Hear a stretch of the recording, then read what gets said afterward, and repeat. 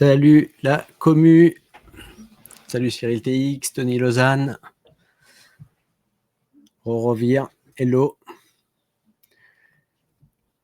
Alors, un petit point sur le marché ensemble. Donc, on va essayer de se retrouver quand même assez régulièrement. On va essayer de faire des lives et puis d'analyser ensemble le marché. Donc, ça remplacera effectivement ma petite vidéo YouTube que je faisais enregistrée du matin. Et puis, on va voir ensemble un petit peu ce qui se passe sur le Bitcoin.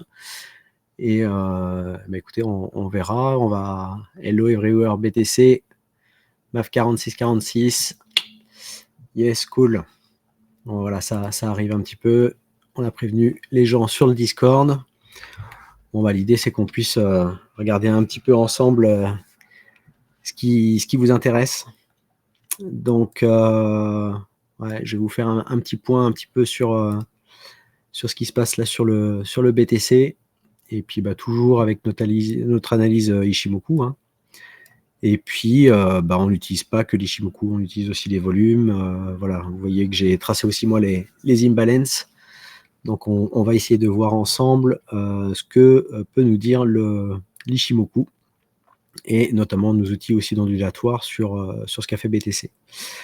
Alors, la question, justement, c'était un petit peu quelle fluctuation le BTC là a suivi et sur cette phase de correction, ce que ça peut nous donner. Donc, moi, régulièrement, je vous faisais le point, du coup, les vendredis sur un petit peu la directionnalité du mouvement. Et vous savez qu'on travaille avec les lignes de force. Donc, l'idée, c'était de savoir comment le mouvement suit les lignes de force et quand est-ce que le mouvement s'en écarte. Hein, donc, souvent, on va tracer. Donc, je pense que j'en avais une. Voilà, j'en avais une ici qui était tracée. On a commencé à s'éloigner des lignes de force. On a clôturé sous la Tenkan. Donc déjà là, ici, ça sentait mauvais. Attendez, je vais fermer ce qui fait des notifications. Voilà. Et donc ça, c'est ce que je regardais sur du court terme. Et par rapport à la target là ici qu'on a faite, c'est en prenant, donc vous savez qu'on travaille avec les vagues centrales, hein, avec l'Ishimoku. Donc ce sont ces vagues de correction qui nous donnent en fait des temps et des directionnalités pour le déploiement de la vague 3. Et ensuite, on peut travailler sur différents points A. Donc ici, celui-ci avait été dépassé. Et donc le point A suivant que l'on a, donc j'ai un point A aussi ici, puis j'ai un point A aussi plus bas. Ici, celui-ci correspond très bien en fait au temps de force qu'on a atteint et avec une 2E. Et ce qui est intéressant, et on l'avait évoqué avec ZS lors du live de mardi, c'est cette possibilité de correction. On avait quand même atteint des targets importantes. On a quand même fait un mouvement de prix sur le Bitcoin qui est passé quand même de 49 000 à 108 353. Donc il y avait pas mal d'euphorie, les portefeuilles se portaient plutôt bien, et puis il y avait certainement beaucoup de personnes aussi rentrées à levier. Donc le mouvement qu'on avait eu ici avait pour but de chasser un petit peu tous ces leviers. Et puis, faut se dire aussi que sur des mouvements comme ça, on a aussi des prises de profit, hein, logique.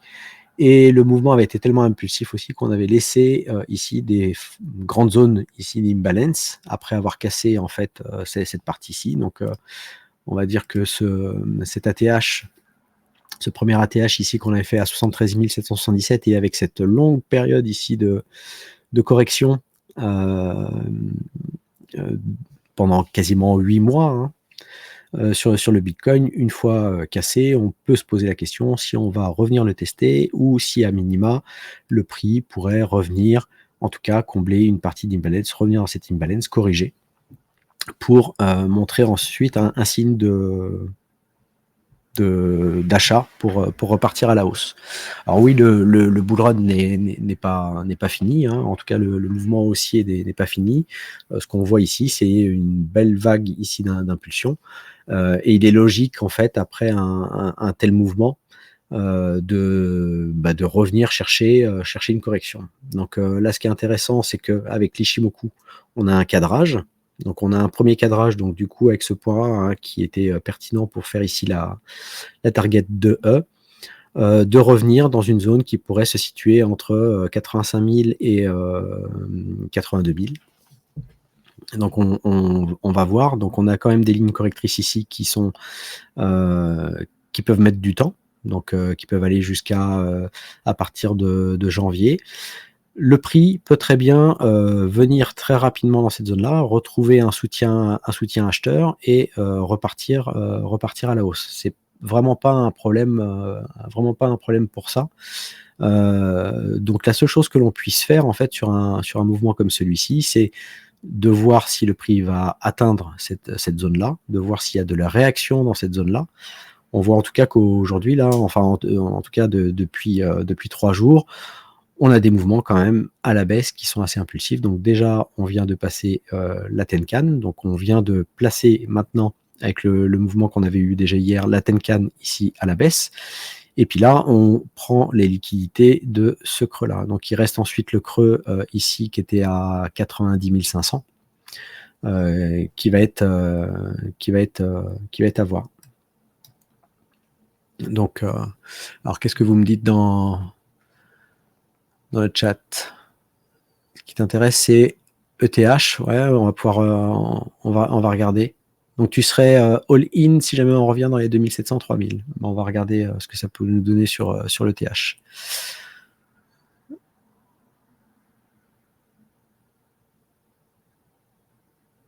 Ouais, tu persistes à dire que ce n'est pas fiable l'analyse technique. Alors après, fiable, tu peux douter de la fiabilité. La seule question, c'est comment tu trouves tes zones en fait pour investir sur le marché. Denis Lausanne, et comment tu te guides en fait sur le marché pour prendre tes profits ou pour faire tes achats. Est-ce que finalement tu te sers uniquement de target psychologique en disant bah voilà, on dépasse les 100 000, je prends mes profits.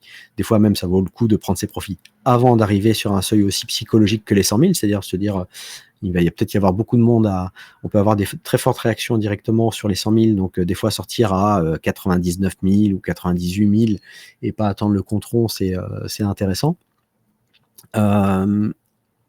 Après, la problématique, c'est est-ce que tu écoutes aussi d'autres influenceurs et qui vont te donner aussi leurs sentiments, et en fait, est-ce que tu te laisses guider par ces personnes-là? Donc ouais, je veux bien savoir en fait comment du coup, si tu n'utilises pas l'analyse technique, tu te sers de quoi pour trouver tes zones et ton prix d'entrée. Donc là, tu es 2700, 3000. Comment tu trouves toi cette zone-là? Parce que si jamais c'est par rapport au graphe, ça reste de l'analyse technique, mais comment tu décides de cette zone? Alors, invalider le bull run,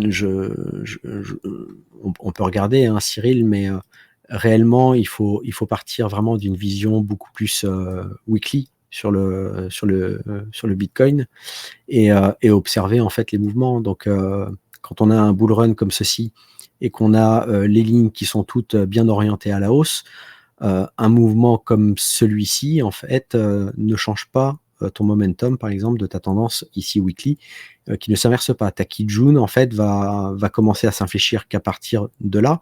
Mais en fait, tu avais déjà l'avertissement qu'on était en train de ralentir le marché puisque tu as eu ton croisement du Kinkoyo. Donc ça laisse le temps en fait de sortir. Le problème en fait des mouvements de correction, c'est qu'il peut induire des mouvements de panique sur des baisses, et le marché a tendance à retracer en fait ces mouvements de correction. Donc ce l'on a eu ici, hein, et on pouvait éventuellement s'attendre à ce que le retour ici, donc là je suis sur le précédent cycle en 2021, mais pourquoi pas que le prix vienne réagir sur des zones, donc que ce soit le cycle de la Kijun, donc qui n'a pas eu du tout de réaction, sur ici l'imbalance qui était laissé. Donc là typiquement c'est quelque chose où j'aurais pu me dire je suis pas serein et je peux éventuellement vendre dans cette partie-là, sachant qu'on a eu une réaction et on n'a pas réussi à passer l'imbalance. Bien sûr, ici, nous, on trace aussi l'ondulatoire, donc l'ondulatoire sur ce mouvement de reprise. Donc on pouvait soit le placer sur ce point-là, ou ici. Et en fait, ici, on avait atteint une target. Donc l'ondulatoire, en tout cas l'analyse technique que l'on fait nous par l'Ishimoku, nous dit attention, si vous n'avez pas pris des profits ici, le mouvement de panique que vous avez là, il y aura un mouvement de retracement. En règle générale, il y a toujours un mouvement de retracement. Donc, soit il y avait ce mouvement-là, et puis ici, on partait de nouveau à la baisse. Donc, on pouvait éventuellement jouer ça. Et puis ici, sur ce mouvement de hausse et cette cassure en fait de ce niveau-là, nous donnait finalement un ondulatoire qui nous donnait des targets et un temps parfait. Et ici, en fait, on est dans un range potentiel avec un centre de B. Et ici, en fait, on l'a enfoncé. Hein, donc, une prise de profit ici était pas inintéressante. Et ensuite, quand on a eu ce mouvement de baisse, eh bien, c'est ce retour, en fait, ici, qui est intéressant et on n'a même pas atteint la Kijun. Donc c'est là où, quand on est dans des phases de marché où déjà on a atteint des chiffres et des performances par rapport au lancement et par rapport à cette cassure de toute cette phase ici de consolidation, il faut vraiment prendre des profits. Si vous ne prenez pas de profit, et à la rigueur, vous pouvez vous dire je réinjecte des liquidités ici, ou je me pose la question si je ne sors pas encore d'autres profits sur ce retour-là. En tout cas, quand on réatteint ici, on reprend des profits. Et la décision de sortir, de toute façon, on la prend soit sur du weekly, puisqu'on va inverser vraiment ici le mouvement. Mais après, on peut suivre aussi en daily pour avoir quelque chose de plus fin. Hein. Le problème du daily, alors c'est un problème ou pas, c'est qu'on va avoir beaucoup plus d'informations sur l'Ishimoku. Mais pareil, phase ici de correction, donc profonde, on casse ici des creux daily. Le mouvement revient, c'est ici où on peut se dire que si jamais on a une résistance, pareil, on est revenu ici, on avait de l'imbalance ici. Si ici ça ne passe pas, on part à la baisse. Okay. Ensuite, on a un mouvement qui ralentit et qui se met complètement à plat. Donc là, on a une information qu'il y a potentiellement un mouvement qui pourrait se préparer à la hausse. Ici, on a notre Kijun qui repart. Donc tout ce momentum ici vous est donné en fait comme étant un momentum baissier en fait par la Kijun. Et ici, vous avez de nouveau l'information que le momentum repasse haussier. Donc même si on rentre pas, il est difficile en fait de saisir les tops. Donc c'est plus simple en fait de prendre des profits quand on a fait déjà des belles performances, ou quand on commence à voir des signes de ralentissement. Et les phases d'achat, c'est pareil, c'est très dur de choper les points bas. Par contre, on peut attendre des confirmations que les lignes se remettent effectivement en place, qu'on a Shinku qui repasse dans une configuration qui peut passer haussière pour reprendre ici de l'achat. Les niveaux ensuite ici sont bien tenus, hein, on ne casse pas sous SSB, on tient aussi le niveau. Pareil, phase de correction ici, retour. À chaque fois, vous avez une phase de correction, vous avez souvent un retour. C'est ici où le retour, il s'est fait beaucoup plus tard. Donc ça, c'était plus la prise de profit que vous pouviez faire ici sur la target. Et notamment le retour, donc même si jamais je vous place ça, justement pour voir un petit peu quelle était la zone d'équilibre qu'on attendait d'être travaillée. Donc vous voyez que cette zone d'équilibre, ici on est venu, donc on pouvait se dire ok, le mouvement est sain et peut repartir. Et ici le mouvement n'est pas reparti, on a enfoncé la zone d'équilibre. Ici on a l'information que franchement, on va partir à la baisse plus profondément. Donc sur ce mouvement-là, donc ne pas céder à la panique là-dessus. Effectivement, ici, il y avait encore un soutien acheteur. On est venu quand même la travailler. Et ici, le retour ici, pour moi, c'était le top sur lequel il fallait vraiment ici sortir. Donc, prise de profit, éventuellement re-rentrer, prise de profit ici sur les targets, enfoncement de l'équilibre. Là, c'est pas bon. hein, et puis même, on va dire pour ceux qui font de l'analyse chartiste, épaule, tête, épaule et tout, on avait ici le schéma épaule, tête, épaule et c'est parti pour la suite du bull market, du bear market, pardon. Donc voilà. Donc la situation qu'on a là en weekly sur le Bitcoin, je vois pas de ralentissement. La seule chose qui peut me dire, je me méfie, c'est que effectivement on est sur un mouvement qui est déjà là quand même bien en excès, hein. On avait le prix qui s'éloignait très fortement de la Tenkan déjà à partir de ces niveaux-là, et on atteint aussi des targets. Donc prise de profit, c'est salutaire. Un rechargement éventuellement, puisqu'on peut revenir tester, pourquoi pas, cette cassure ici à 73 000, hein, si vraiment on devait corriger profondément. Mais là où on va être attentif, ça va être le retour en zone d'équilibre, éventuellement mécher sur la Kijun et attendre un mouvement qui reparte.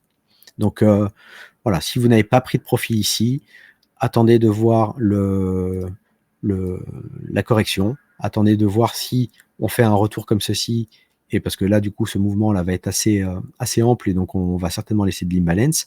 Qu'est-ce qu'on va faire quand on va revenir ici? Et les lignes correctrices, elles sont là aussi pour vous guider. Alors, qu'est-ce que vous me dites? Parce que du coup, il y a du monde qui arrive. Alors, tac, tac, tac.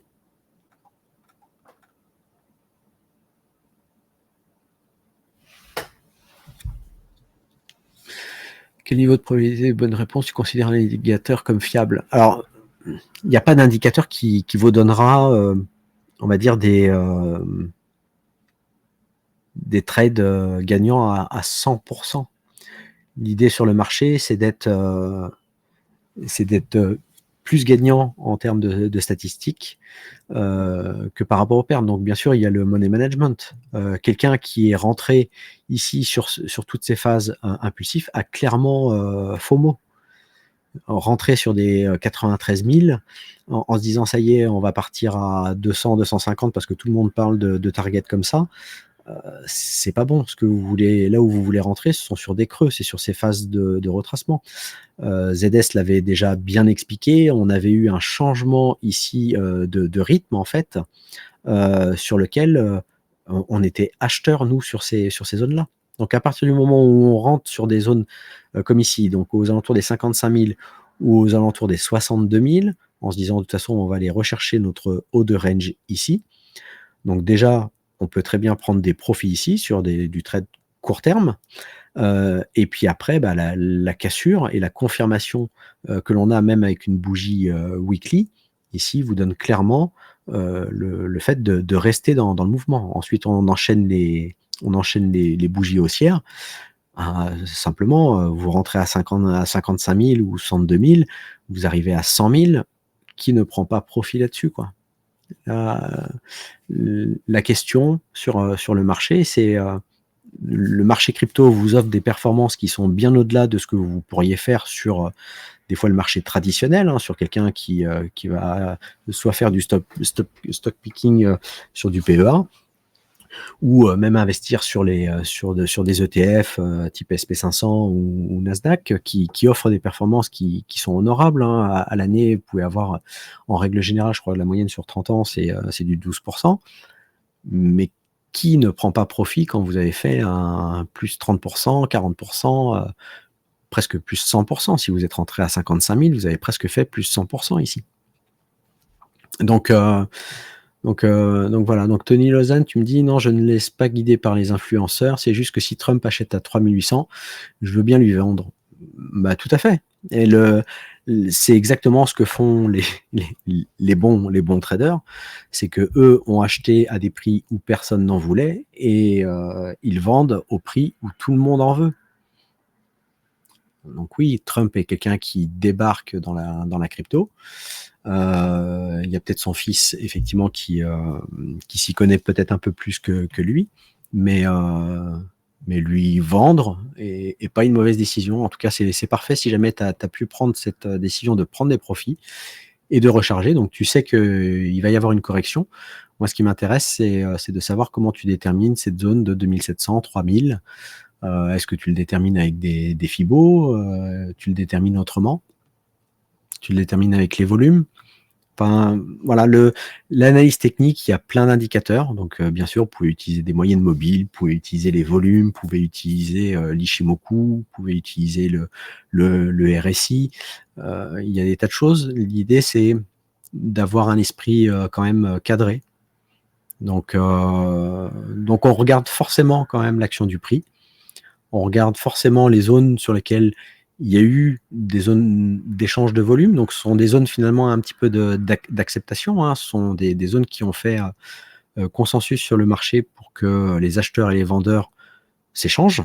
Donc, que des gens vendent et que d'autres soient en pleine confiance pour se dire j'achète. Et puis après, c'est un déséquilibre qui se fait. C'est-à-dire qu'à un moment donné, il y a plus d'acheteurs, on a épuisé l'offre et le prix est libre de partir. Quand on regarde les données sur ce qui reste aujourd'hui sur les exchanges en Bitcoin, on se dit clairement que voilà, il y a un effet quand même rareté et il va y avoir un choc de supply sur le Bitcoin et ça peut pousser le prix plus haut. Après, le prix peut pas monter au ciel d'un seul coup. Et moi, je trouve ça très bien qu'il y ait des phases de correction et c'est des opportunités pour vous d'acheter après avoir pris des profits. La question, c'est souvent, c'est les gens rentrent, font un petit peu all-in du portefeuille et puis du coup, sur ces phases de correction, surtout si on le regarde tous les jours, se disent waouh, j'aurais dû vendre, je vais vendre maintenant. Et puis en fait, ils vont attendre que ça baisse, et c'est quand ça va arriver dans ces zones-là où en fait eux vont paniquer et vendre en se disant ça y est, c'est fini le Bitcoin, parce qu'on va faire une baisse qui peut être importante. Hein. Là aujourd'hui, la baisse que l'on enregistre, on est de l'ordre de 14%. Une baisse de 25% est tout à fait possible. Une baisse de 30%, on a déjà vu ça aussi sur les cryptos sans aucun problème. Et ça ne remettrait pas en cause, en tout cas ce que nous donne l'indicateur. Donc après, Tony Lausanne, nous, l'indicateur Ishimoku, il est très intéressant en fait pour nous donner le sentiment de marché. Et le sentiment de marché, notamment entre les traders court terme, donc tu vas avoir un petit peu cette ligne-là qui va donner un petit peu le sentiment de marché court terme avec la Tenkan. Donc là, on est en weekly. Hein. Donc ça va te donner en fait cette indication sur 9 périodes. Donc 9 périodes. Donc si je fais comme ça, c'est sur 56 jours. Donc là, tu as les traders 56 jours qui sont toujours haussiers et la tendance de sentiment de marché n'est pas inversée. On est toujours dans un sentiment de marché des traders 56 jours qui est toujours haussier. On a celle des traders, donc avec la Kijun, donc c'est 26 périodes. Donc on a toujours ici, voilà, sur ceux de 175 jours qui sont toujours aussi haussiers. Et après, ici, on a la SSB aussi qui nous donne pour 52 périodes, donc sur un temps beaucoup plus long. Donc avant que cette tendance s'inverse, il faudrait déjà que le sentiment de marché s'inverse sur les traders plutôt court terme pour impacter ensuite, pourquoi pas, le sentiment de marché des traders moyen terme et ensuite aller s'inverser. Donc en fait, les choses ne se font pas si facilement. Ah, désolé pour l'alerte. On a le XRP qui passe sous les 2 $. Donc intéressant. Et ce qui est intéressant, c'est de revenir en fait sur ces points d'équilibre et de voir les réactions, de voir si justement après ces phases haussières, il y a des gens qui prennent profit, puisqu'en fait on est sur un marché, je dirais qu'à un moment donné, vous avez des traders qui prennent des profits avec des grosses positions, donc le mouvement corrige, et c'est de voir à quel niveau en fait les acheteurs sont prêts à ressoutenir le prix. Si les acheteurs court terme, eux, on revient dans des choses comme ça et qu'ils ont pris un peu profit, eh bien, on pourrait avoir un soutien ici sur le niveau de Tenkan. On pourrait avoir aussi un soutien sur le niveau de Kijun. Et c'est là où on va vouloir voir des volumes re-rentrer et des mèches sur ces niveaux-là. Un équilibre ici qui va être à tenir pour nous donner le sentiment qu'on peut repartir à la hausse. Là, ce qui sera intéressant ensuite, c'est de voir si on repart à la hausse, c'est est-ce qu'on reste en fait dans ces lignes correctives, c'est-à-dire que finalement le mouvement repart, mais on retrouve de nouveau des gens qui vont revendre ici, parce qu'ils n'ont pas confiance dans un marché haussier, donc il va y avoir de nouveau beaucoup d'offres, et savoir si la demande est plus forte que l'offre pour passer ce niveau, ou au contraire, changer la donne, c'est-à-dire que les acheteurs sont pas assez nombreux, et il y a plus de gens qui prennent profit et qui vendent sur ces niveaux-là, que d'acheteurs, et à ce moment-là, on pourrait avoir un prix qui continue à descendre, et pourquoi pas de nouveau enfoncer et aller chercher des niveaux plus bas. Le momentum, en tout cas global pour l'instant, il faudrait vraiment qu'on aille chercher vraiment en dessous, voire qu'on aille casser ici les 56 000 pour vraiment atteindre très fortement le marché.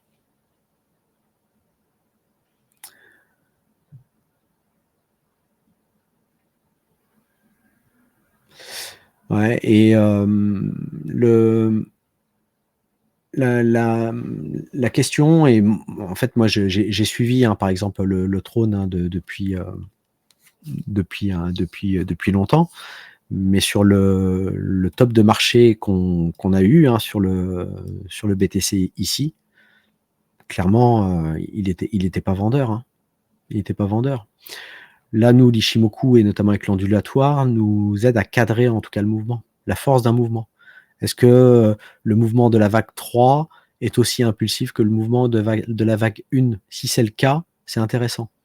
On arrive ensuite sur des targets, donc en gros, pour schématiser, vous avez beaucoup qui font de l'analyse, soit qui font des projections avec des Fibo, des extensions de Fibo, en se disant, voilà, les 1,618, les 2,618, les 3,618 sont des zones de TP potentiel. Et effectivement, je pense qu'il y a des traders qui se servent de ça. Et aussi les mouvements AB égale CD. Donc là, ici, un mouvement AB égale CD, est-ce que vous ne prenez pas justement des profits là-dessus? Merci Fetal pour ton abonnement. Donc, il faut juste être cadré, en tout cas, dans sa pensée. On peut être un trader court terme ou un trader long terme. C'était pareil sur en fait le cadrage que l'on avait ici sur le Bitcoin. On avait des confluences pour se dire qu'on avait des grosses fins de fluctuation de mouvements weekly qui arrivaient dans ces zones-là. On avait cette fluctuation ici qui nous donnait une target aussi de correction. Ne pas prendre ici des profits plus importants, c'est suicidaire. Et puis c'est pas quand tous les influenceurs. Après, j'ai fait partie de ceux qui écoutaient aussi différentes personnes, parce que c'était mon premier bull market, et clairement, c'est préjudiciable quand il y a des gens qui vous disent non, non, mais vous inquiétez pas, on va retourner à 100 000. Donc la mèche ici, ils vous disent c'est bon, on soutient, on va repartir à la hausse. Donc sur ce mouvement-là, donc on se dit ok, je vends pas, et le mouvement dégueule. Non, je vends pas. Et ici, c'est bon, ça va repartir. Et non, et puis là, si, là, il faut vendre. Eh oui, mais vous êtes déjà passé de 69 000 à 34 000, quoi.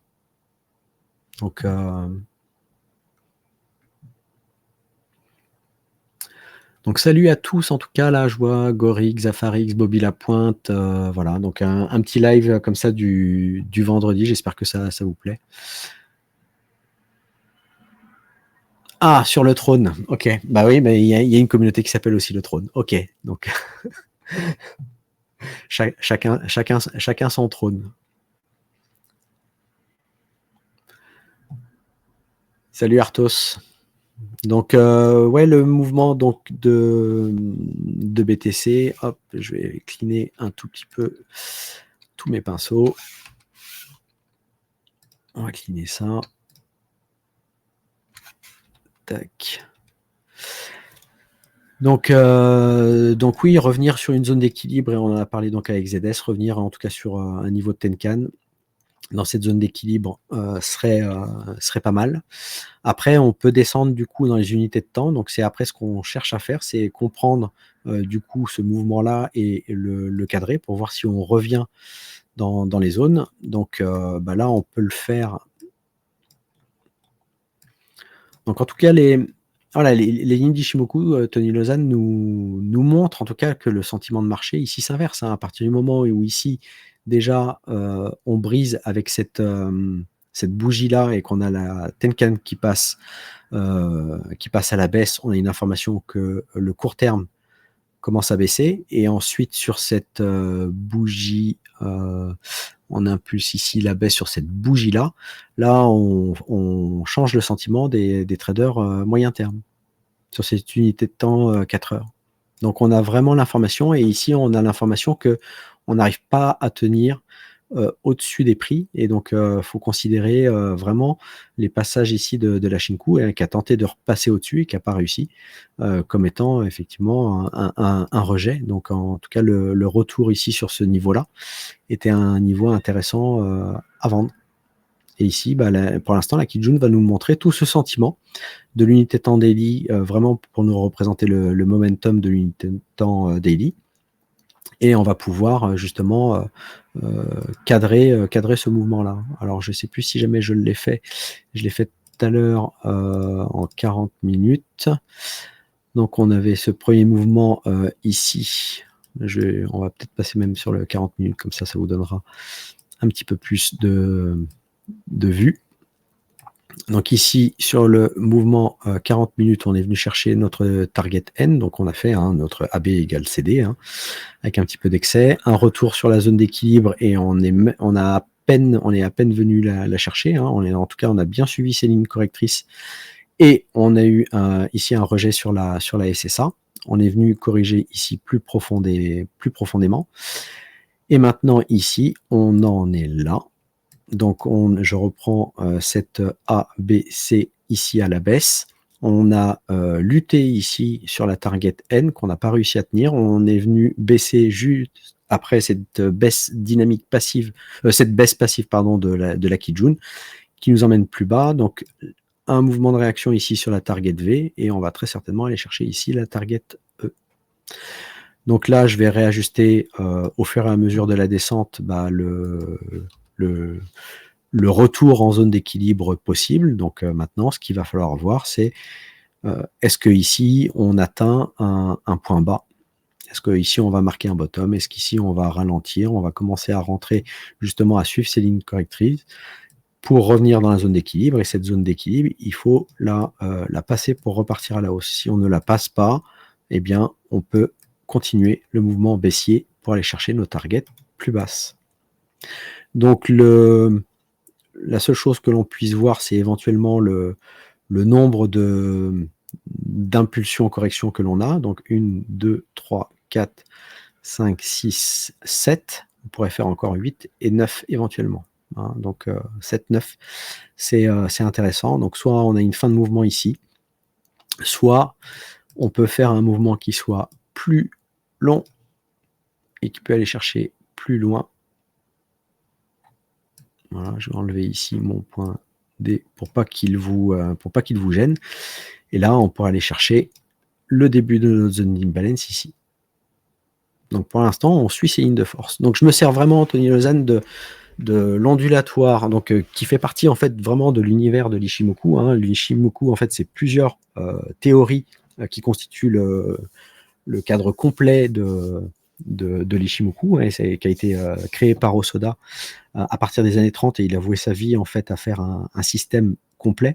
Et souvent en fait les gens qui utilisent l'Ishimoku sont sur un système où ils ne regardent que les lignes. Or il y a vraiment les lignes qui font partie de la théorie, ce qu'on appelle la théorie du bilan, donc ce que nous donnent les informations des lignes. Et ensuite, vous avez la théorie ondulatoire qui nous donne en fait ces mouvements d'impulsion-correction et puis de nouveau impulsion, et qui nous donne des targets, qui nous donne des forces. Et suivant les targets atteintes, ça n'a pas la même signification et ça donne pas du tout les mêmes informations. Donc si on fait une target E ici, on va être sur un sentiment qui va être encore plutôt ici en excès. Voilà, donc à voir ensuite si le mouvement peut venir ralentir. Ici, la target V est plutôt quelque chose qui marque un ralentissement potentiel et un range. Donc pour l'instant, on enfonce, on fait déjà la target N. Alors l'imbalance, en fait, ce sont des mouvements qui laissent en fait des bougies.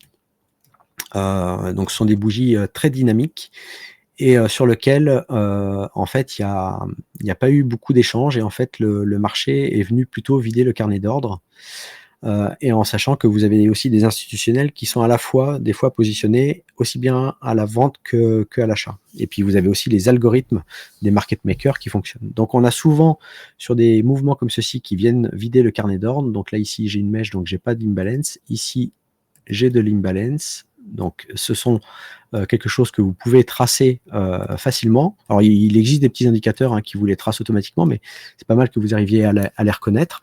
Moi, j'ai tendance à tracer pas mal les imbalances daily, weekly, pour vraiment voir des mouvements sur lesquels le prix pourrait revenir. Et on voit ici qu'il y a eu très peu de volume. Et le prix peut avoir tendance en fait à revenir sur ces zones avec très peu de volume et être potentiellement rejeté. Donc ici, j'ai une première imbalance et ici, vous voyez que donc ça, on le trace. C'est assez simple, je vous le montre.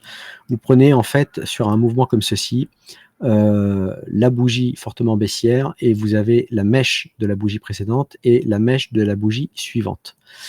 Eh bien, c'est toute cette zone qui est située entre les deux mèches. Donc si jamais je fais ensuite donc la mèche ou le bas du corps ici de la bougie précédente et que je vais chercher la bougie ici suivante, ici j'ai une zone d'imbalance. Et vous voyez qu'en fait on est revenu et en fait on n'a pas réussi à passer la zone, on a tenté et ici on a été fortement rejeté avec un retour de l'offre qui nous a envoyé à la baisse. Donc ces zones-là sont des zones qui peuvent montrer effectivement de la réjection. Donc voilà, en tout cas, il n'y a pas eu d'échange, il n'y a pas eu beaucoup d'échanges dans ces zones-là, et on est revenu dans une zone qui a renvoyé. Vous pouvez vous servir aussi, bien sûr, des volumes, qui vont vous donner ici une information qu'on retrouve potentiellement ici des acheteurs. Donc on a eu ces mèches-là ici qui sont faites sur ce niveau-là, donc le fort volume ici qui s'est fait là. Méfiez-vous aussi, c'est que des fois, on vient chercher ici des liquidités, donc on vient choper des stops de personnes qui étaient en longue et potentiellement à levier, ce qui est le cas aussi ici. Et quand vous venez chercher qu'il y a beaucoup de liquidités, c'est-à-dire beaucoup de gens qui étaient donc à l'achat, eux, ce qu'ils vont chercher en TP, ce sont des ventes, et leurs stops, ce sont des ventes. Quand on vient redescendre et liquider leur stop, qu'est-ce qu'on met en face des ventes? On met de l'achat. Donc c'est qu'il y a une vente qui est automatiquement, une vente qui est automatiquement faite, il y a un achat qui va se faire. Et donc souvent, quand il y a une grosse prise de liquidité, c'est là où on a ces phases en fait de remontée. Et regardez les volumes en fait sur cette remontée qui s'est faite sans volume. Donc quelque chose qui remonte comme ceci, sans volume, c'est pas bon. C'est pas bon. Si vraiment vous voulez avoir un soutien haussier, il faut que les acheteurs soient présents. Là, les acheteurs sont pas présents. Donc on a plutôt un mouvement en fait de réaction par rapport à la prise de liquidité que un véritable soutien acheteur. Donc dans cette descente ici, voilà, la zone d'imbalance plus la remontée ici sans volume vous dit, et c'est assez pertinent toujours sur du 40 minutes quand on veut observer, vous donne une information qu'on n'est pas dans un soutien pour l'instant acheteur. Ici de nouveau des mèches et des volumes. On regarde pareil en face ce qu'on vient ici liquider. Donc on est venu liquider là aussi des stops ici, et puis des stops ici. Donc pour l'instant, on réagit sur des liquidités, mais finalement là on les enfonce. Donc pour l'instant, voilà, il y a pas mal d'offres. Ça va être intéressant de voir en fait comment vont ouvrir les États-Unis. On sait quand même qu'il y a quand même pas mal d'achats de Bitcoin via les ETF. À regarder justement ce que ça va donner cet après-midi. Est-ce qu'il va y avoir un soutien à l'achat ou est-ce que justement c'était les ETF qui ont déjà sorti un petit peu de position. Donc voilà. Donc en tout cas, moi, les lignes de force me permettent de cadrer mon mouvement et de voir ce qui va être. Ensuite, je remonte ici dans ce que j'ai dit en daily. Je veux voir si on a une réaction ici sur l'imbalance. Donc je suis sur de l'imbalance weekly. Donc en fait, j'ai tracé ces imbalances à l'avance. Hop, je vais effacer ça pour essayer de vous montrer des schémas plus clair. Donc voilà, les mouvements impulsifs que l'on a eu ici ont donné en fait des zones sur lesquelles il n'y a pas eu beaucoup d'échanges sur ces parties-là, sur lesquelles le marché pourrait revenir et on espère être rejeté pour pouvoir repartir à la hausse. Et pour ça, on devra voir un mouvement, un prix ralentir, commencer à latéraliser, et on devra voir justement dans des petites unités de temps du 40 minutes, par exemple, de voir des volumes et des hausses qui se font avec des augmentations de volume. Donc ça, c'est pour le Bitcoin. Donc voilà, on se rapproche en tout cas des targets qu'on annonce.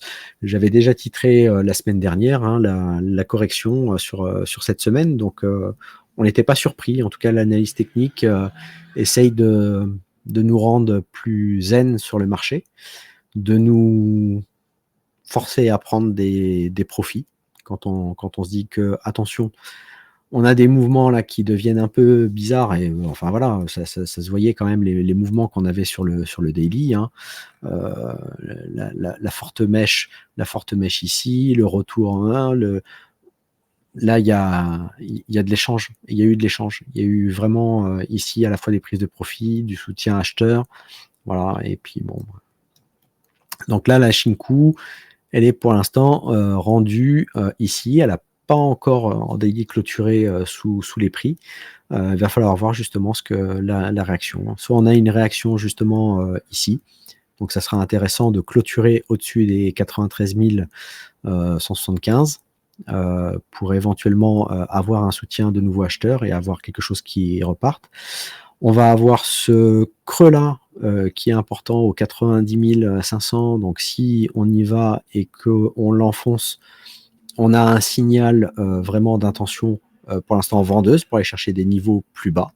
Donc c'est là où on aura certainement une confirmation qu'on ira peut-être chercher ce niveau des 85 000, 82 900. Et souvent, quand on arrive comme ceci sur des niveaux, je me méfie justement de simples prises de liquidité, mais qui peuvent être intéressantes pour avoir un véritable soutien acheteur par la suite. J'aime bien avoir voir la clôture de la bougie. Est-ce qu'elle clôture sous ce niveau de creux, ou si on mèche juste? Si on mèche juste et qu'on clôture vraiment au-dessus, ça c'est intéressant. C'est quelque chose où je veux voir ensuite sur les bougies suivantes qu'on tienne ce niveau et qu'on puisse renverser. Et si on renverse, je veux voir le mouvement, moi, revenir du coup sur ces lignes de force. Donc ici, vous voyez ma Kijun. Quelle réaction on va avoir sur la Kijun si on revient ici? Ici, on descend fort. Ici, on descend fort. Le prix peut être tenté de revenir à la hausse. Je vous ai montré que on laisse ici de l'imbalance pour l'instant daily important. On peut revenir ici sur les zones. Est-ce qu'on va être rejeté pour aller chercher plus bas? Et à ce moment-là, on va suivre ces lignes correctrices. Et voilà, le cadrage montre bien tout ça et guide vraiment mon analyse et puis mes positions. Donc j'espère que c'est clair. J'espère qu'après Lausanne, le but pour moi n'est pas de te convaincre de l'analyse technique. Le but, je pense, c'est juste que je sois sûr que toi, tu as un plan et que ton plan, tu arrives à le respecter et que ça te fait gagner des sous sur le marché. Chacun utilise les outils qu'il veut. Et non, je respecte. Et j'ai commencé par du chartisme simple.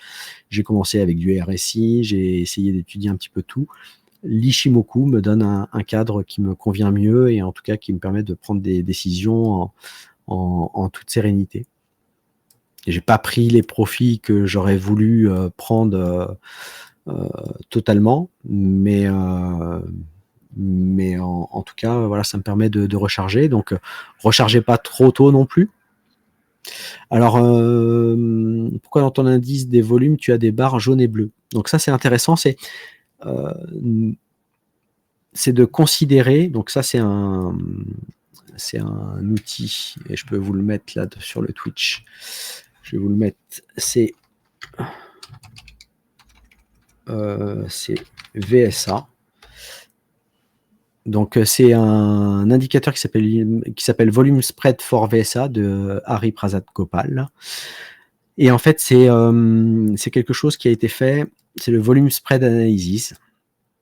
Et en fait, c'est on analyse les volumes par rapport à la moyenne en fait des 30 derniers volumes, et ensuite c'est des écarts types. Donc quand vous êtes sur des volumes ici en bleu, c'est que ce sont des volumes qui sont très faibles par rapport à la moyenne.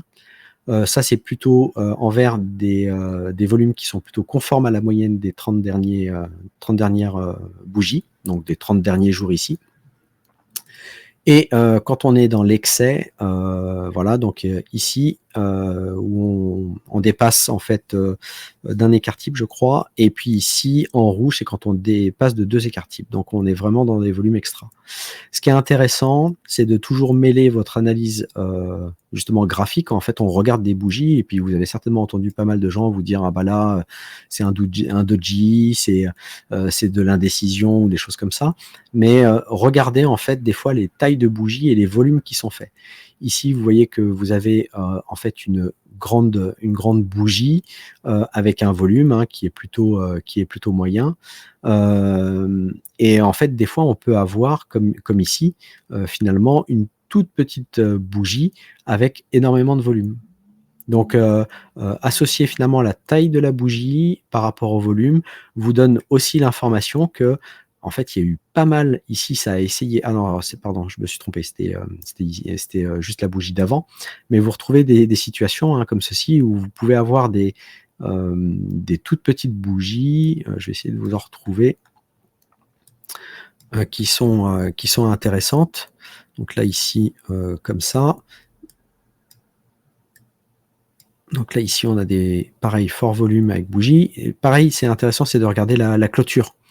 Donc la clôture, c'est de se dire que est-ce qu'on arrive à clôturer au-dessus des 50%.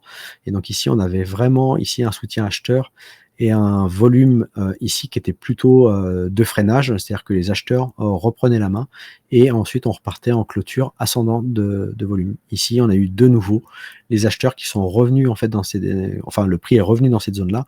On a eu de nouveau un soutien acheteur. Et des fois, voilà, on peut avoir vraiment des tout petits corps de bougies, mais avec des volumes qui sont assez importants et plus importants des fois que des bougies précédentes. Donc ça, on l'analyse, quelles que soient les unités de temps. Je peux descendre sur le 40 minutes et vous montrer l'action du prix. Alors c'est encore plus impressionnant justement quand on est comme ceci sur des plus petites unités de temps. C'est qu'on va voir effectivement des mouvements sur lesquels ici on a eu des mouvements. Alors à voir toujours ce qu'il y avait en face sur ces niveaux-là. Est-ce que c'est de la prise de liquidité? Et puis ici, on voit par exemple que ici on a sur cette bougie-là, et puis ici on augmente les volumes, et ici sur cette bougie-ci, on a une toute petite bougie, mais vous voyez bien supérieure à ce qu'on a eu par exemple ici. Et en fait, on a clairement ici des vendeurs qui étaient positionnés. Donc ici, on a de l'offre et clairement, on envoie du volume et on a des volumes ensuite qui se mettent à augmenter pour aller à la baisse. Donc on continue notre mouvement là continuellement et attention, on commence quand même à rencontrer des acheteurs à partir du moment où vous avez des volumes extra quand même qui apparaissent comme ceci. C'est qu'on commence à rencontrer quand même des acheteurs sur des niveaux-là. À un moment donné, les vendeurs vont se calmer, vont laisser remonter éventuellement le prix. C'est là où on va avoir un mouvement potentiel de correction et il faudra voir si cette correction arrive à changer un petit peu la structure. Là, pour l'instant, structure, c'est simple. Vous pouvez regarder aussi la structure en plus des volumes, mais on fait des creux et des sommets qui descendent de plus en plus. Donc voilà pour le Bitcoin. Donc ouais, se laisser guider par l'émotion n'est jamais très bon. Non, clairement.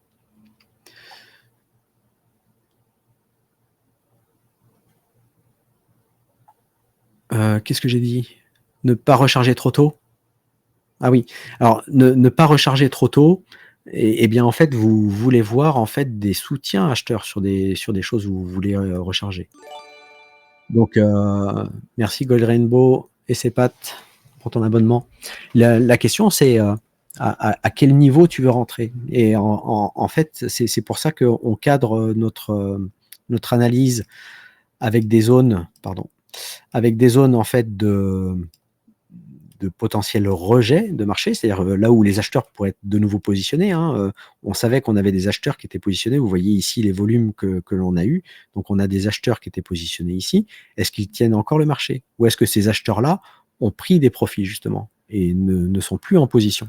Donc à ce moment-là, on a beaucoup moins d'acheteurs sur ces positions-là. Si on enfonce cette zone-là sans problème, là, les 90 000, c'est qu'on va aller chercher plus bas. Ensuite, vous avez bien sûr d'autres zones où on avait aussi énormément eu d'échanges ici, donc on avait eu des volumes. C'est une zone aussi où on veut voir la réaction du prix. Donc en fait, je vais avoir toute cette zone ici, sur laquelle je peux tracer un rectangle. Ça peut être une zone où j'aimerais voir les acheteurs se réveiller. Si vous regardez sur tout ce mouvement-là, vous voyez ici, quand vous tracez aussi les volumes, vous avez 70% du prix des échanges qui se sont faits dans ça. Ok. Ici, c'est 15%, ici, c'est 15%. Donc ici, c'est plutôt une zone vendeuse, ici, c'est plutôt une zone acheteuse. Donc sur toute cette montée-là, revenir, en tout cas, dans ces prix ici, on rentre dans une zone acheteuse. Donc moi, ce que je veux voir, c'est le prix descendre, éventuellement descendre jusque là, et voir une réaction avec des volumes qui augmentent, et avoir une réaction ici, et un mouvement qui se met à plat, et qui potentiellement ici remonte avec des volumes. Ça, ce serait intéressant. Pour aller remonter jusqu'où, c'est ce que je disais, c'est est-ce qu'on va pas remonter sur notre Kijun que l'on avait. Et donc voilà, pour l'instant, je peux prendre une position en me disant je vais voir la réaction que l'on va avoir ici.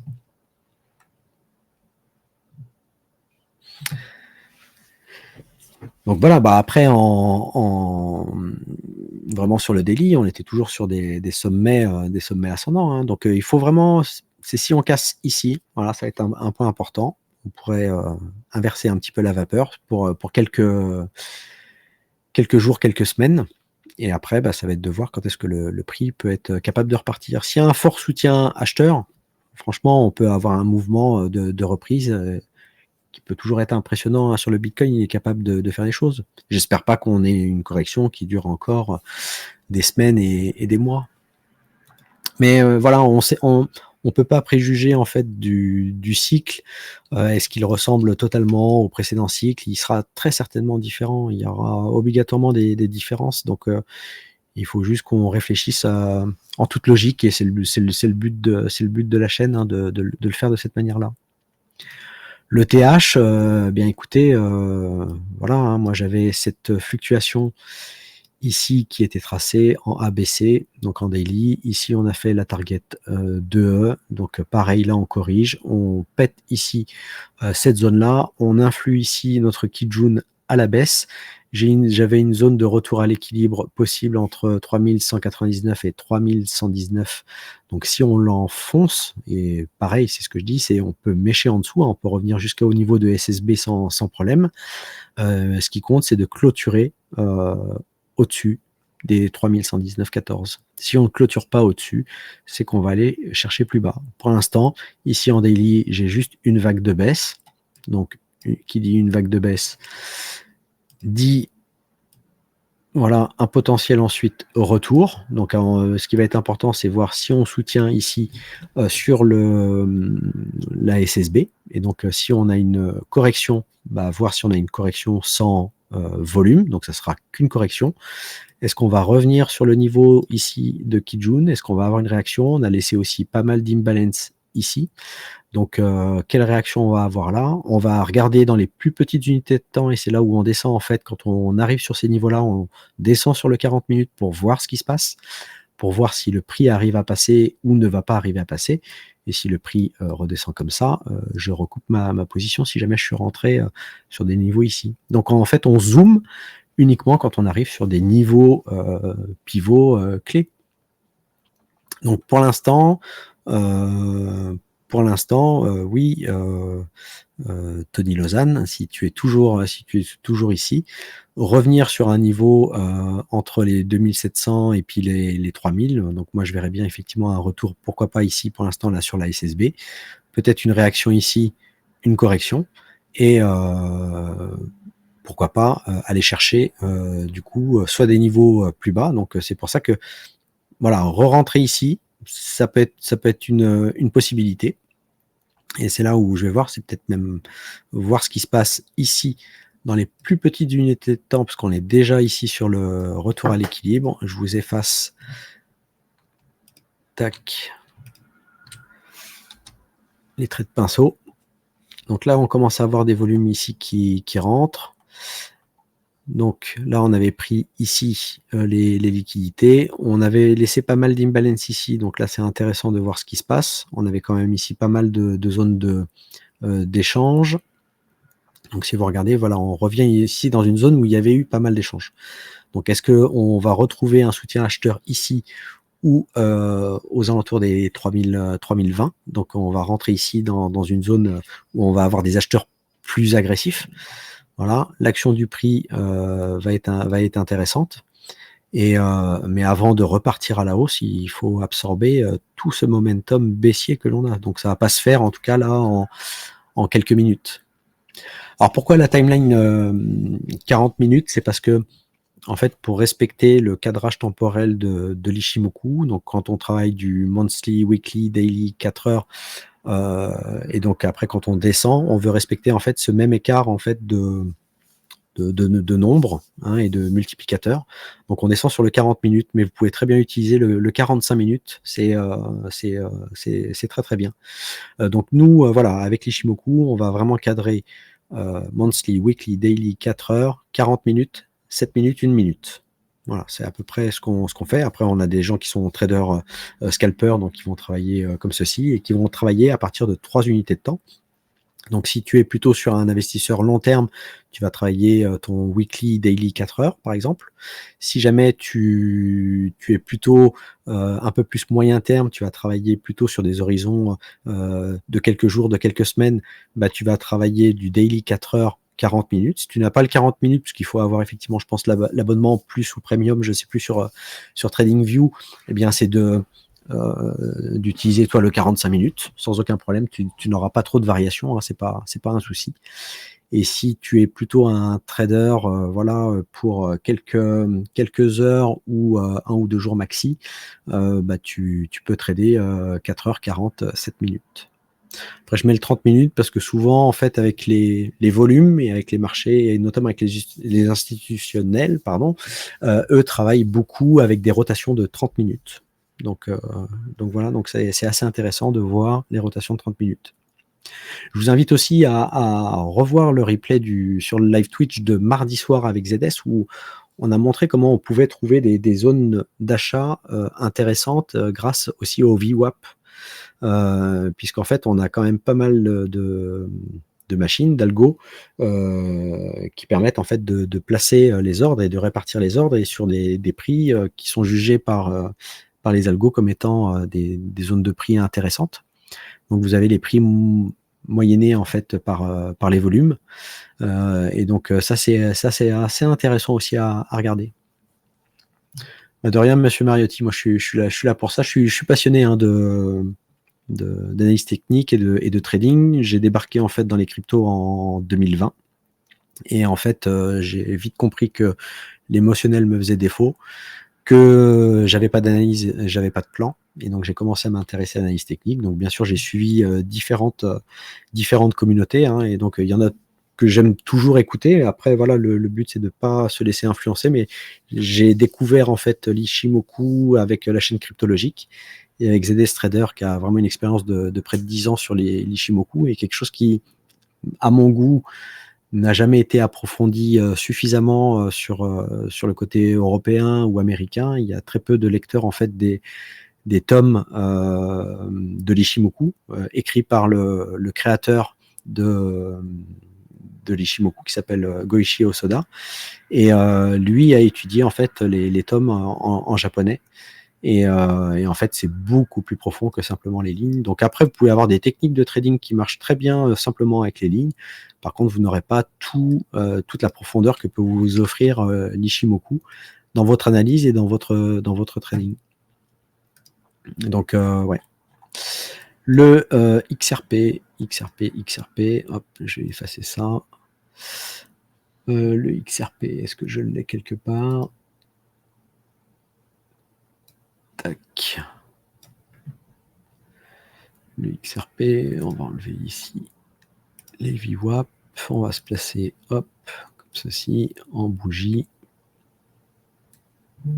Donc, j'ai des alarmes qu'on sonnait. J'avais effectivement une alarme ici sur les 2,25. On est venu travailler pas mal. Et puis une sur les 1,99 qui était en fait le précédent ici ATH.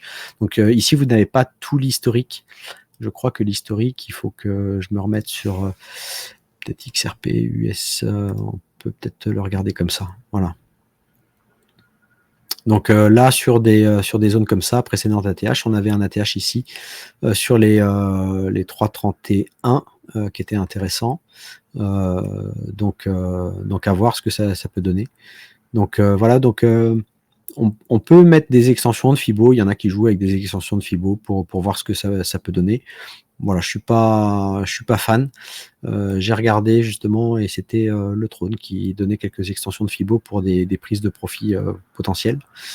Donc là, on était monté quand même très très fortement. Donc c'était normal de corriger. Et vous imaginez ici, donc là je suis sur du monthly, mais même en weekly, vous les voyez ici les zones d'imbalance qu'on a laissées.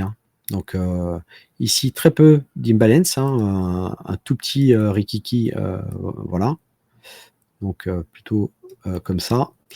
Par contre ici, on avait déjà un fort imbalance qui était là, d'accord. Donc on est venu le combler ici en partie. Il reste encore ça, donc à voir effectivement un prix qui revienne sur le niveau ici de Tenkan Kijun, revenir entre les 1,90 et puis les 1,63 serait une zone intéressante d'achat et sur laquelle on pourrait espérer une rejection de prix. Donc plusieurs possibilités. Soit effectivement on vient mettre des ordres et on se dit on répartit les liquidités qu'on a encore, une première cartouche à mettre ici, une deuxième cartouche si on vient là, et puis éventuellement une dernière cartouche ici. Ou alors vous attendez en fait de voir l'action du prix. Donc si vous êtes plutôt sur un horizon long terme sur le Ripple, c'est de vous dire vous voulez voir sur du 4 heures un ralentissement du prix. Et quand je dis un ralentissement, c'est un vrai ralentissement. Donc, hop. Alors, on peut même se placer ici en daily pour voir un petit peu les zones et les confluences que pourrait nous donner l'Ichimoku. Allons-y. Donc, on pourrait avoir avec ici l'ondulatoire. Hop, pardon, je vais masquer ça. Donc, hop. Voilà, donc là, pour l'instant, on suit ces lignes de force, on est situé entre la target N à 1,72 et le plus bas à 1,077 ou encore plus bas encore. Donc bien sûr que c'est intéressant, c'est de coupler ça aussi avec les volumes pour voir justement les zones. Donc vous voyez ici qu'on peut avoir une confluence justement sur la N, donc avec un retour quasiment sur la SSB, avec une zone d'imbalance. Donc on viendrait prendre les liquidités ici et on pourrait éventuellement repartir. Donc ça c'est plutôt intéressant. Et observer justement ce qui va se passer quand on va arriver dans ces zones-là. Donc à partir, en fait, je peux mettre une alerte à 1,90 et aller voir justement la réaction du prix. Est-ce qu'on va descendre pour prendre les liquidités qui étaient ici, puisque ici on avait encore du soutien plutôt acheteur ici. Et alors j'ai pas du coup le volume analysis parce que ici je suis plutôt sur crypto. Donc si jamais je me remets ici sur Binance, voilà, ça permet de voir aussi ici est-ce qu'on avait eu du soutien acheteur. On en avait eu un peu ici en daily, mais c'était pas le plus. Ici on avait clairement ici des prises de profit. Les volumes nous montraient justement qu'on rencontrait l'offre ici. Donc toute cette zone-là était une zone, donc ça c'est pareil, vous pouvez après tracer, c'est toujours intéressant de tracer comme ceci et de vous dire, eh bien, est-ce que le prix peut arriver à repasser au-dessus de ce niveau-là? Il y en a qui vont travailler par exemple aussi avec les order blocks ou des choses comme ça hein, pour vérifier. Donc voilà, donc on avait ici une zone plutôt vendeuse. Ici, on avait eu aussi un rejet. Hop.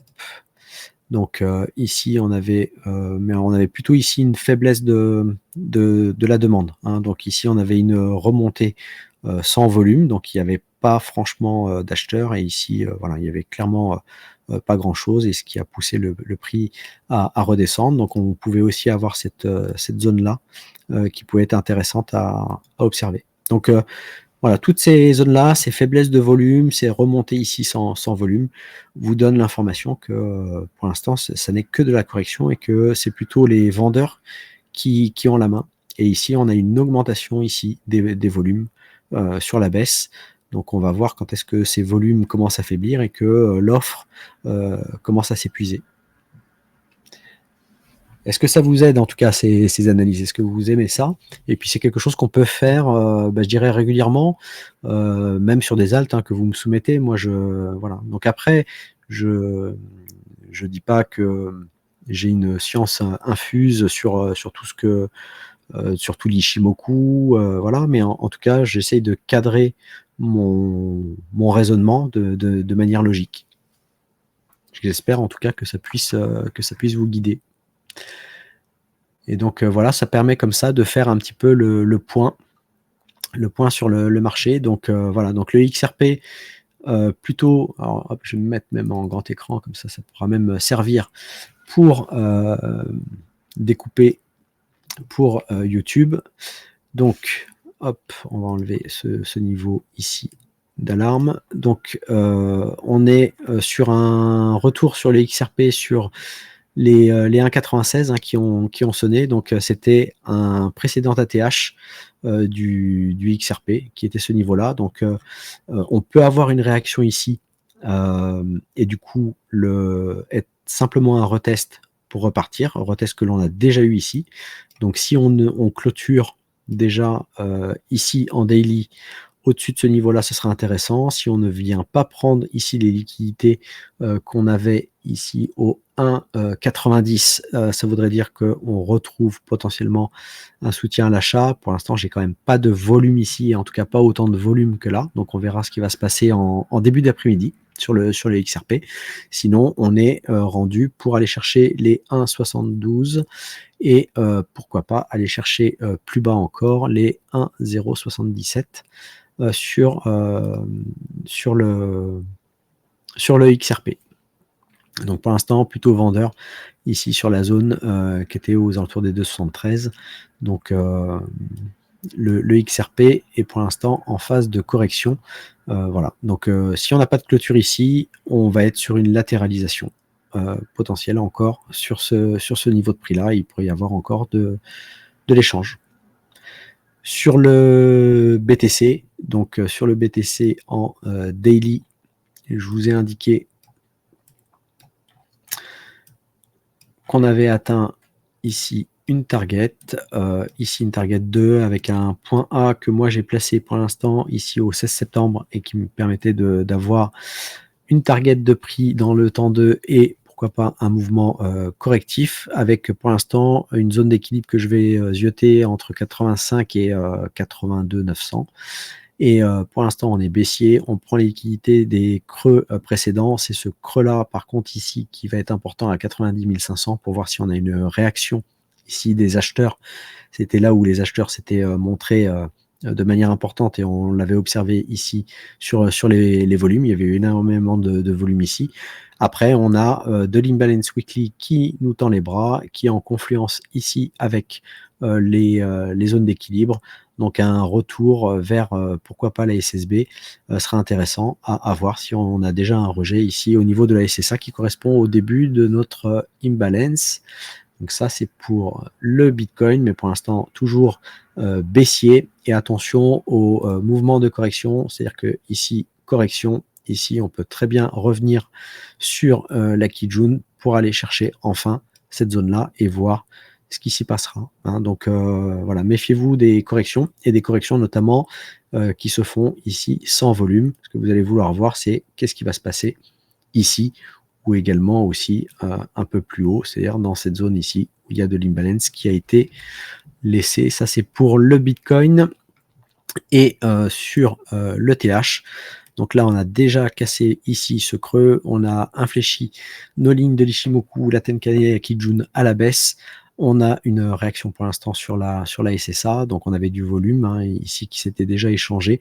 Donc à voir si c'est suffisant pour que le prix puisse repartir en phase corrective.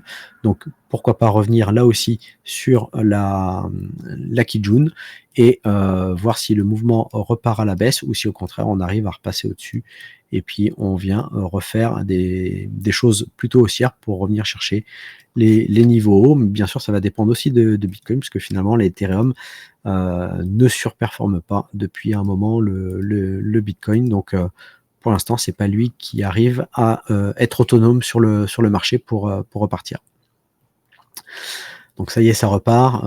Ça y est, en fait, on atteint aussi des niveaux où c'est normal qu'on retrouve un soutien acheteur. Et puis dites-vous aussi que quand on a de la vente comme ceci, il y a un moment donné, il faut que les choses se calment et que les choses se rééquilibrent. Et c'est sur ces rééquilibres correctifs qu'on peut avoir, où on va voir si le mouvement arrive à regagner plutôt à la hausse, ou si au contraire, l'offre va se réveiller sur des niveaux plus bas. C'est-à-dire que l'offre était positionnée clairement ici.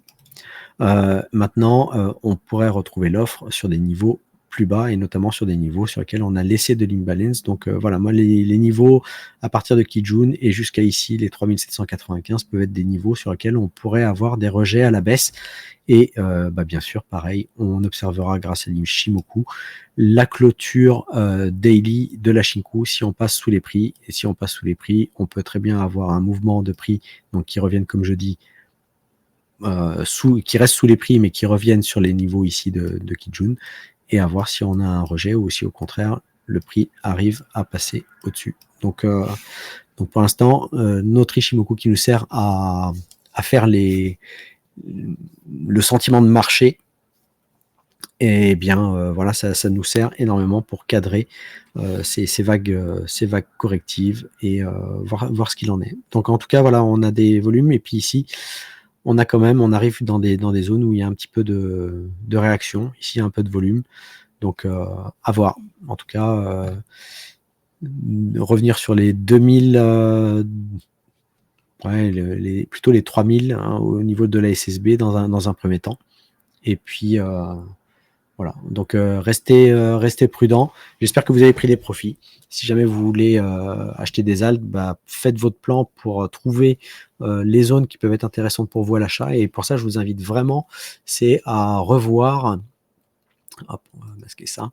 Je vous invite vraiment à revoir l'analyse de ZS de mardi soir sur le replay de Twitch, où justement on trace avec notamment les VWAP des zones sur lesquelles la valeur, le prix, s'il revient dans ces zones de valeur, est intéressante. Donc on essaye de cadrer ça comme ça, et ça peut vous aider si surtout vous ne connaissez pas l'Ishimoku, vous n'utilisez pas l'ondulatoire, pour vous donner des zones qui sont facilement identifiables et avec des outils qu'on utilise, qui sont disponibles aussi sur TradingView de manière gratuite. Vous pouvez en coupler deux pour avoir pareil les mêmes zones. Donc réécoutez le live de mardi. Moi, je ne peux que vous recommander ça pour trouver des zones intéressantes à jouer. Non, je joue pas au poker. ZS a joué au poker. On a quelques-uns qui sont traders et qui jouent au poker, et c'est vrai que le poker a cette gestion de l'émotionnel, de la psychologie perso qui est hyper importante, et je pense que des gens qui jouent au poker sont des bons traders. Ah, tu vois le t-shirt machine arrière, moi je suis un fan de Bécane. Donc non, machine arrière, ouais, c'est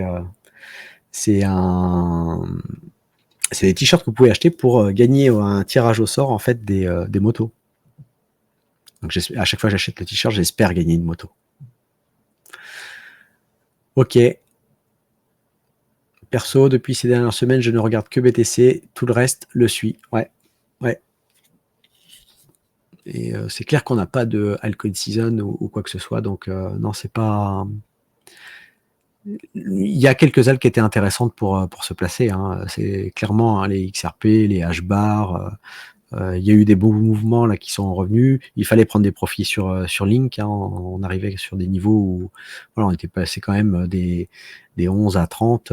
Voilà, donc voilà. Bon, en tout cas, alors le lien vers le live, eh ben en fait sur le Twitch de Cryptologique, vous retrouvez tous les replays. Alors je sais pas si je peux vous l'afficher ici. Si je vais sur Twitch. Tac.